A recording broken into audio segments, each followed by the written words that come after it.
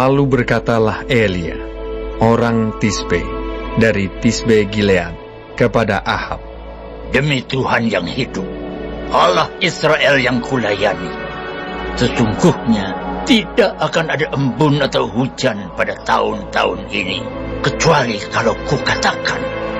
Kemudian datanglah firman Tuhan kepadanya, "Pergilah dari sini, berjalanlah ke timur dan bersembunyilah di tepi sungai Kerit, di sebelah timur sungai Yordan. Engkau dapat minum dari sungai itu, dan burung-burung gagak telah kuperintahkan untuk memberi makan engkau di sana." Lalu ia pergi, dan ia melakukan seperti firman Tuhan. Ia pergi dan diam di tepi sungai Kerit, di sebelah timur sungai Yordan. Pada waktu pagi dan petang, burung-burung gagak membawa roti dan daging kepadanya, dan ia minum dari sungai itu. Tetapi sesudah beberapa waktu, sungai itu menjadi kering, sebab hujan tiada turun di negeri itu. Maka datanglah firman Tuhan kepada Elia, "Bersiaplah, pergi ke Sarfat yang termasuk wilayah Sidon, dan diamlah di sana. Ketahuilah, aku telah memerintahkan seorang janda untuk memberi engkau makan." Sesudah itu ia bersiap, lalu pergi ke Sarfat. Setelah ia sampai ke pintu gerbang kota itu, tampaklah di sana seorang janda sedang mengumpulkan kayu api. Ia berseru kepada perempuan itu, katanya, "Cobalah ambil bagiku sedikit air dalam kendi, supaya aku minum." Ketika perempuan itu pergi mengambilnya, ia berseru lagi, "Cobalah ambil juga bagiku sepotong roti." Perempuan itu menjawab, "Demi Tuhan Allahmu yang hidup, sesungguhnya tidak ada roti padaku sedikit pun, kecuali segenggam tepung dalam tempayan dan sedikit minyak dalam buli-buli.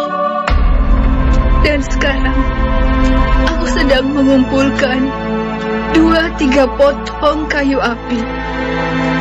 Kemudian aku mau pulang dan mengolahnya bagiku dan bagi anakku. Dan setelah kami memakannya, maka kami akan mati." Tetapi Elia berkata kepadanya, "Janganlah takut, pulanglah, buatlah seperti yang kau katakan. Tetapi buatlah lebih dahulu bagiku sepotong roti bundar kecil daripadanya, dan bawalah kepadaku. Kemudian barulah kau buat bagimu dan bagi anakmu. Sebab beginilah firman Tuhan Allah Israel, tepung dalam tempayan itu tidak akan habis, dan minyak dalam buli-buli itu pun tidak akan berkurang sampai pada waktu Tuhan memberi hujan ke atas muka bumi." Lalu pergilah perempuan itu dan berbuat seperti yang dikatakan Elia. Maka perempuan itu dan dia serta anak perempuan itu mendapat makan beberapa waktu lamanya. Tepung dalam tempayan itu tidak habis, dan minyak dalam buli-buli itu tidak berkurang, seperti firman Tuhan yang diucapkannya dengan perantaraan Elia. Sesudah itu, anak dari perempuan pemilik rumah itu jatuh sakit, dan sakitnya itu sangat keras, sampai tidak ada nafasnya lagi.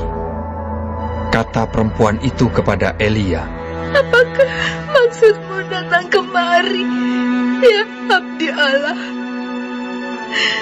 Singgahkah engkau kepadaku untuk mengingatkan kesalahanku dan untuk menyebabkan anakku mati?" kata Elia kepadanya, Berikanlah anakmu itu kepadaku. Elia mengambilnya dari pangkuan perempuan itu dan membawanya naik ke kamarnya di atas dan membaringkan anak itu di tempat tidurnya.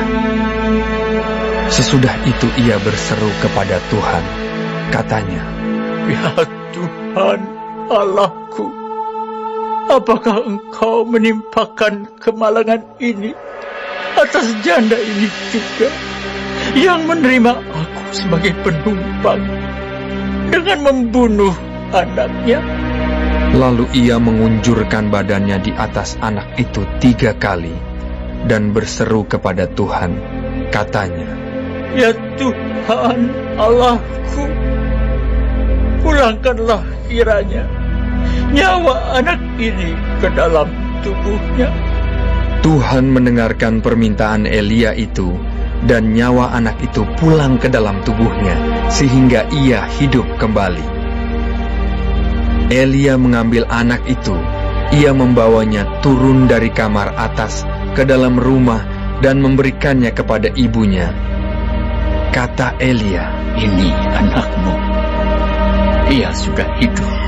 Kemudian kata perempuan itu kepada Elia, Sekarang aku tahu bahwa Engkau abdi Allah, dan firman Tuhan yang Kau ucapkan itu adalah benar.